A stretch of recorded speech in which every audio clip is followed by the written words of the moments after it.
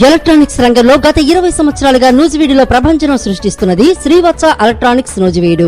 మా వద్ద ఏసీలు, ఎల్ఈడి టీవీలు, ఫ్రిడ్జ్లు, వాషింగ్ మిషన్లు, కూలర్లు, మిక్సీలు, గ్రైండర్లు, ఫ్యాన్లు మొదలగు అన్ని రకాల మీ ఇంటికి కావలసిన ఎలక్ట్రానిక్స్ ఐటమ్స్ విజయవాడ మరియు ఆన్లైన్ ధరల కన్నా అతి తక్కువ రేట్లలో లభించును. Airtel DTH, Airtel Jio, air fibre net authorised dealer. అన్ని కంపెనీల టీవీలకు, ఏసీలకు రిమోట్లు లభించును. సులభ వాయిదాల పద్ధతిలో ఈఎంఐ సౌకర్యం కలదు. విచ్చేయండి శ్రీవత్స ఎలక్ట్రానిక్స్, పొట్టి శ్రీరాములు బొమ్మ సెంటర్, మెయిన్ రోడ్, నూజివీడు.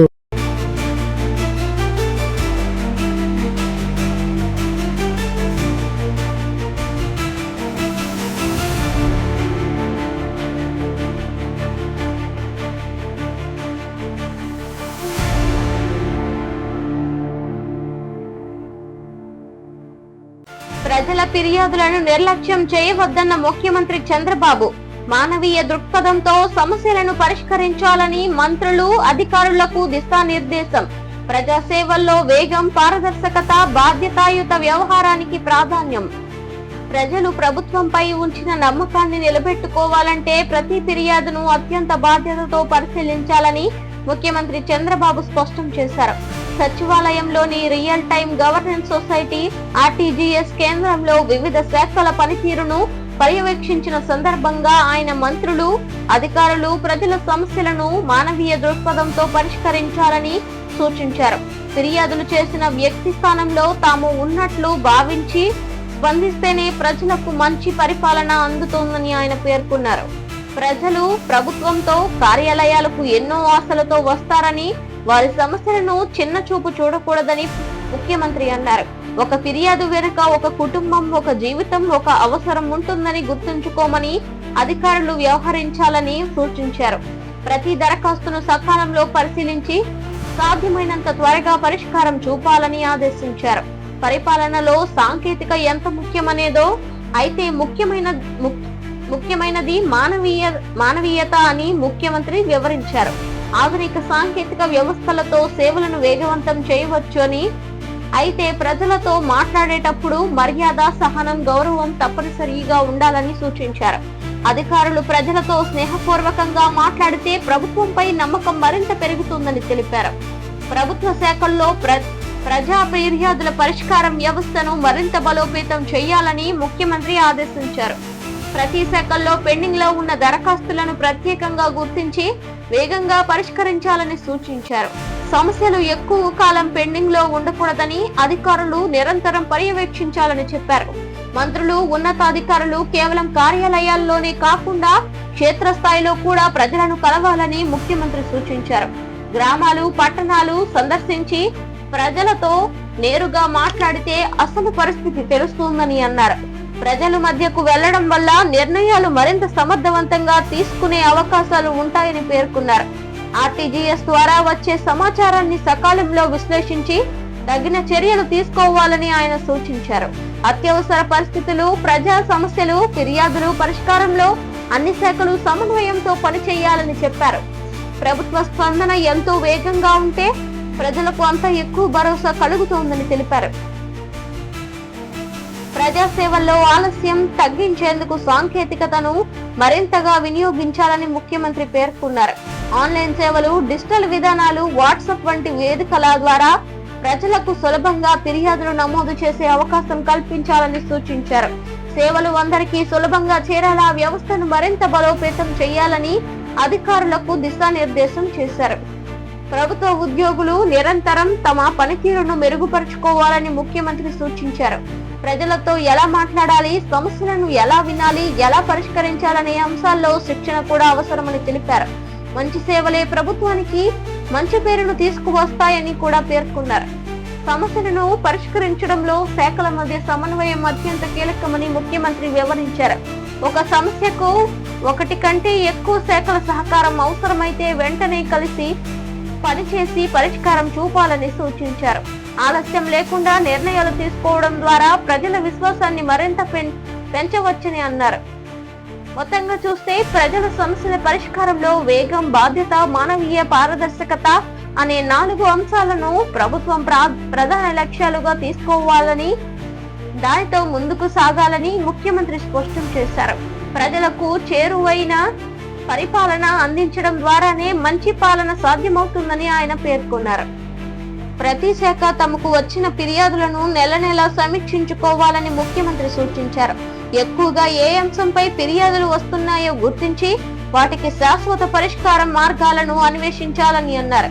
సమస్య మళ్లీ పునరావృతం కాకుండా విధానపరమైన మార్పులు అవసరమైతే వాటిని కూడా పరిశీలించాలని తెలిపారు. ప్రజలతో మాట్లాడే సమయంలో అధికారులు మర్యాదగా సహనంతో వ్యవహరించాలని ముఖ్యమంత్రి ప్రత్యేకంగా సూచించారు. సమస్యను పూర్తిగా విని సరైన సమాచారం ఇచ్చి అవసరమైన సహాయం అందించేందుకు కృషి చేయాలని చెప్పారు. ప్రజలు ప్రభుత్వ కార్యాలయం నుంచి సంతృప్తితో వెళ్లేలా సేవలు అందించడం ప్రతి ఉద్యోగి లక్ష్యంగా ఉండాలని పేర్కొన్నారు. సేవల అందుబాటులోను మరింత సులభతరం చేసేందుకు డిజిటల్ విధానాలను విస్తరించాలని ప్రభుత్వం నిర్ణయించింది. ఆన్లైన్ సేవలు, మొబైల్ ఆధారిత సేవలు, ప్రజలకు సులభంగా ఉపయోగపడే సాంకేతిక వేదికలను మరింత అభివృద్ధి చేయాలని అధికారులు తెలిపారు. దీంతో దూర ప్రాంత ప్రజలు కూడా సులభంగా ప్రభుత్వ సేవలు పొందగలుగుతారని పేర్కొన్నారు. ప్రజా సమస్యలను పరిష్కరించడంలో శాఖల మధ్య సమన్వయం అత్యంత ముఖ్యమని ముఖ్యమంత్రి వివరించారు. రెవెన్యూ, మున్సిపల్, పంచాయతీరాజ్, విద్యుత్, నీటి సరఫరా వంటి శాఖలు అవసరమైనప్పుడు కలిసి పనిచేసి సమస్యలను త్వరగా పరిష్కరించుకోవాలని సూచించారు. సమన్వయం పెరిగితే సేవలు నాణ్యత కూడా మెరుగుపడుతుందని ఆయన తెలిపారు.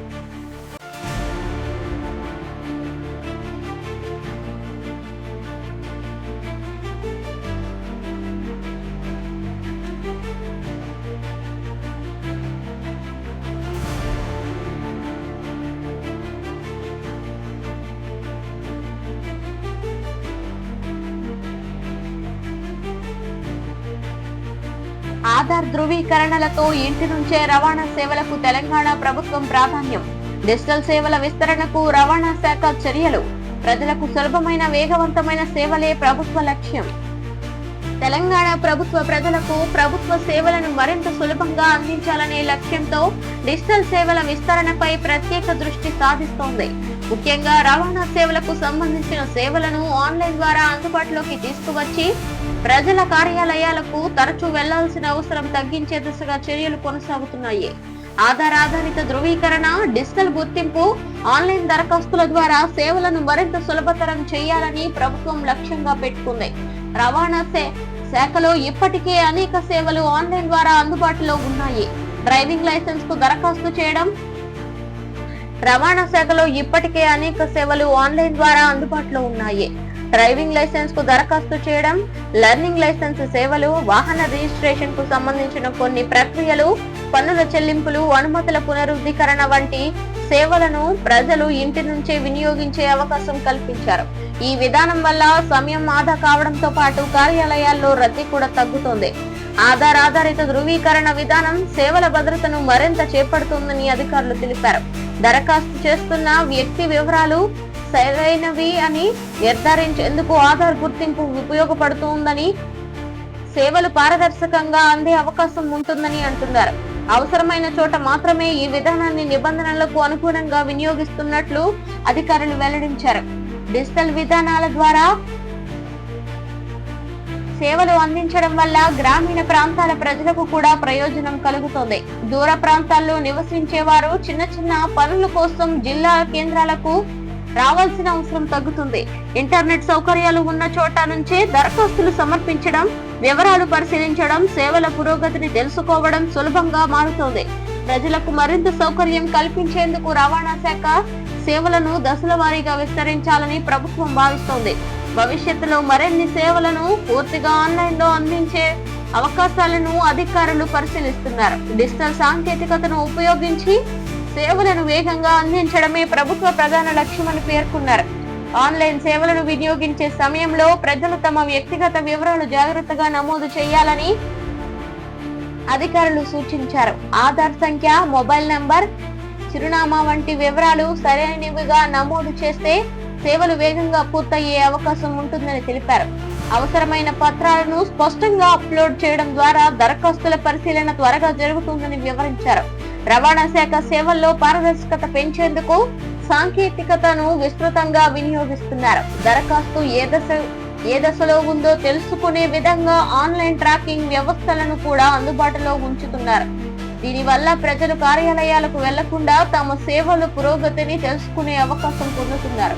ప్రభుత్వ సేవలను మరింత ప్రజలకు చేరువ చేయాలనే లక్ష్యంతో డిజిటల్ పరిపాలనకు ప్రభుత్వం ప్రాధాన్యం ఇస్తోంది.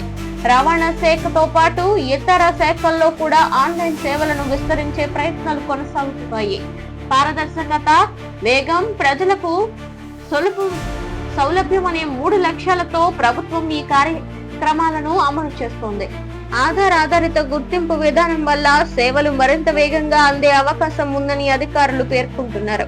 అవసరమైన చోట వ్యక్తిగత గుర్తింపులను సులభంగా నిర్ధారించడం ద్వారా దరఖాస్తుల పరిశీలన త్వరగా పూర్తవుతుంది. దీంతో ప్రజలు ఒకే సమాచారాన్ని పదే పదే సమర్పించాల్సిన అవసరం తగ్గే అవకాశం ఉందని వివరించారు. ఆధార్ వినియోగం సంబంధిత చట్టాలు, నిబంధనలకు అనుగుణంగానే జరుగుతుందని అధికారులు స్పష్టం చేశారు.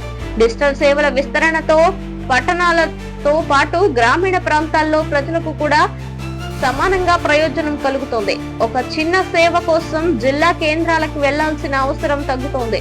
ఇంట్లోనే కంప్యూటర్ లేదా మొబైల్ ద్వారా దరఖాస్తులు సమర్పించడం, అవసరమైన పత్రాలను అప్లోడ్ చేయడం, సేవల పరిస్థితిని తెలుసుకోవడం వంటి సౌకర్యాలు అందుబాటులోకి వస్తున్నాయి. రవాణా శాఖ సేవలను మరింత ప్రజలకు చేరువ చేసేందుకు వినియోగదారులకు సులభంగా అర్థమయ్యే విధంగా ఆన్లైన్ వ్యవస్థను రూపొందిస్తున్నారు. దరఖాస్తు చేసే ప్రతి దశను స్పష్టంగా చూపించే విధంగా సేవలను అభివృద్ధి చేస్తున్నారు. అవసరమైన సూచనలు కూడా ఆన్లైన్ లో అందుబాటులో ఉంచి ప్రజలకు మార్గదర్శకత్వం కల్పిస్తున్నారు. ప్రభుత్వ సేవల్లో పారదర్శకత పెంచేందుకు దరఖాస్తుల పురోగతిని తెలుసుకునే ట్రాకింగ్ విధానాన్ని కూడా అధికారులు ప్రోత్సహిస్తున్నారు. దరఖాస్తు ఏ దశలో ఉందో తెలుసుకోవడం వల్ల ప్రజల్లో నమ్మకం పెరుగుతుందని పేర్కొన్నారు. సేవ పూర్తయిన వెంటనే సంబంధిత సమాచారం మొబైల్ సందేశాల ద్వారా అందించే విధానాన్ని కూడా మరింత విస్తరించే ప్రయత్నాలు కొనసాగుతున్నాయి. డిజిటల్ సేవలను వినియోగించే సమయంలో ప్రజలు తమ వ్యక్తిగత వివరాలను జాగ్రత్తగా నమోదు చేయాలని అధికారులు సూచించారు. పేరు, పుట్టిన తేదీ, చిరునామా, మొబైల్ నంబర్ వంటి వివరాలు సరైనవిగా ఉంటే సేవలు వేగంగా పూర్తవుతాయని తెలిపారు. అవసరమైన పత్రాలు స్పష్టంగా ఉండడం కూడా దరఖాస్తుల పరిశీలనలో సహాయపడుతోందని వివరించారు.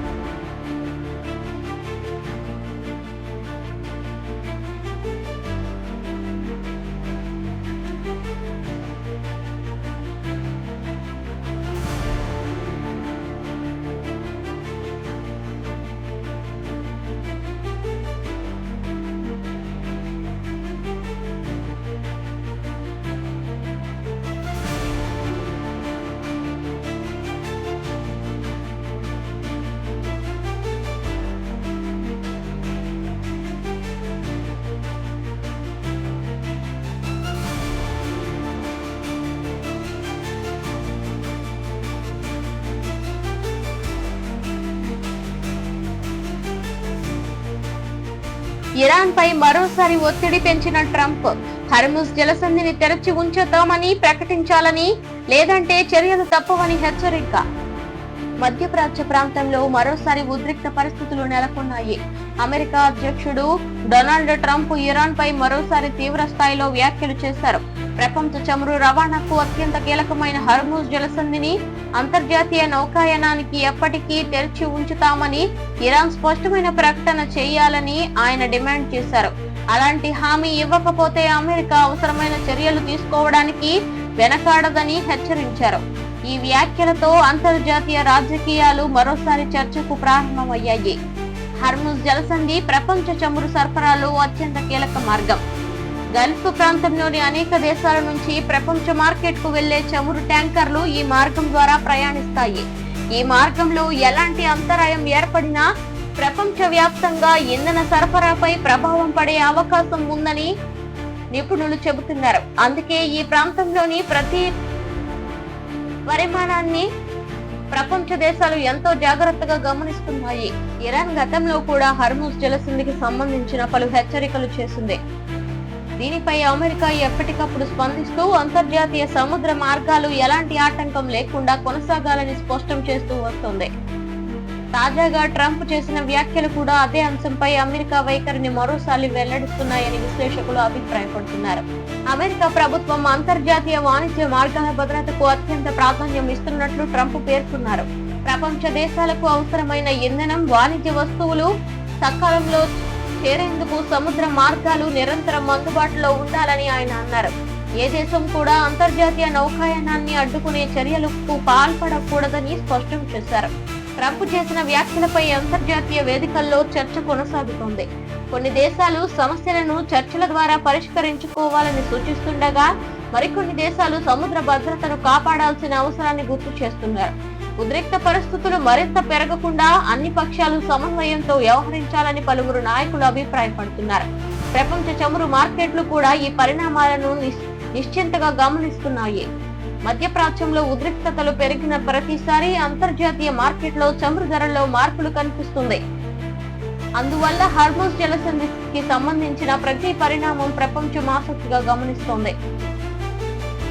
అమెరికా రక్షణ వ్యవస్థ కూడా ఈ ప్రాంతంలోని పరిస్థితులను నిరంతరం పరిశీలిస్తోందని సమాచారం. అంతర్జాతీయ నౌకాయానానికి ఎలాంటి ఆటంకం కలగకుండా అవసరమైన చర్యలు తీసుకునేందుకు సిద్ధంగా ఉన్నట్లు అమెరికా అధికారులు గతంలోనే పలుమార్లు ప్రకటించారు. సముద్ర భద్రత విషయంలో మిత్ర దేశాలతో సమన్వయం కొనసాగిస్తున్నట్లు తెలిపారు. ఇరాన్ మాత్రం తమ జాతీయ ప్రయోజనాలకు అనుగుణంగానే నిర్ణయాలు తీసుకుంటామని గతంలో స్పష్టం చేసింది. ప్రాంతీయ భద్రత, ఆంక్షలు, దౌత్య సంబంధాలు వంటి అనేక అంశాలను ప్రస్తుతం రెండు దేశాల మధ్య చర్చనీయాంశంగా ఉన్నాయి. ఈ పరిస్థితుల్లో తాజా వ్యాఖ్యలు పరిస్థితిని మరింత ఆసక్తికరంగా మార్చేశాయి.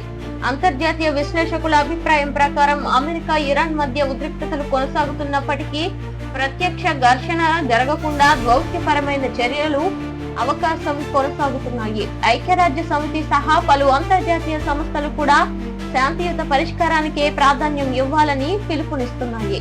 హర్ముజ్ జలసంధి గల్ఫ్ ప్రాంతాన్ని అరేబియా సముద్రంలో కలిపే ఒక కీలక సముద్ర మార్గం. అంతర్జాతీయ వాణిజ్య సంస్థలు, నౌకాయాన రంగానికి చెందిన సంస్థలు కూడా పరిస్థితిని ఎప్పటికప్పుడు పరిశీలిస్తున్నాయి.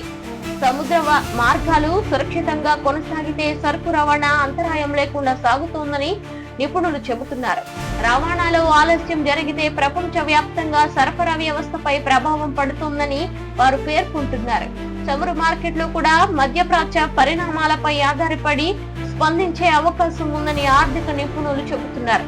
చమురు ధరల్లో స్వల్ప మార్పులు వచ్చినా అనేక దేశాల మధ్య వ్యయం పెరిగే అవకాశం ఉంటుందని, దిగుమతులపై ఆధారపడే దేశాలకు ఇది మరింత ముఖ్యమైన అంశంగా మారుతోందని వారు వివరించారు. ప్రపంచంలోని పలు దేశాలు అమెరికా, ఇరాన్ మధ్య ఉద్రిక్తతలు మరింత పెరగకుండా దౌత్యపరమైన చర్చల ద్వారా పరిష్కారం కనుగొనాలని సూచిస్తున్నాయి. పరస్పర చర్యలు కొనసాగితే ప్రాంతీయ శాంతి, అంతర్జాతీయ వాణిజ్యం రెండింటికి మేలు జరుగుతోందని అభిప్రాయపడుతున్నాయి. శాంతియుత పరిష్కారమే దీర్ఘకాలిక ప్రయోజనాలకు అనుకూలమని పలువురు నాయకులు పేర్కొంటున్నారు. ఐక్యరాజ్య సమితి సహా అంతర్జాతీయ సంస్థలు కూడా ప్రాంతీయ స్థిరత్వానికి ప్రాధాన్యం ఇస్తున్నాయి. అన్ని దేశాలు అంతర్జాతీయ చట్టాలను గౌరవిస్తూ సముద్ర రవాణా భద్రతను కాపాడాలని పిలుపునిస్తున్నాయి. సముద్ర మార్గాల్లో శాంతి నెలకొంటే ప్రపంచ ఆర్థిక వ్యవస్థ కూడా స్థిరంగా కొనసాగుతుందని నిపుణులు అభిప్రాయపడుతున్నారు.